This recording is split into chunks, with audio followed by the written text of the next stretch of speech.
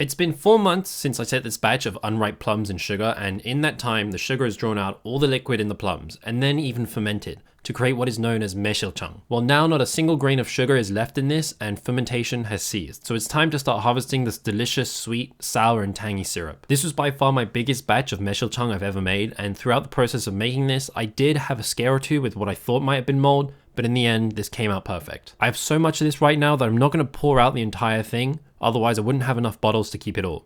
So I'm only going to pour out a few liters through a sieve to catch any plums that fall out. This syrup is ready to use now, so I'll pour them into glass bottles to keep, and this syrup came out tasting pretty much perfect as well. Tart, fruity and sweet all at the same time. And using a few of these plums that fell out, I'm going to try something. I'll separate the flesh from the seeds and then set the flesh onto a baking tray to dehydrate for a couple hours. And what I was left with was these chewy, fruity and sour treats to enjoy.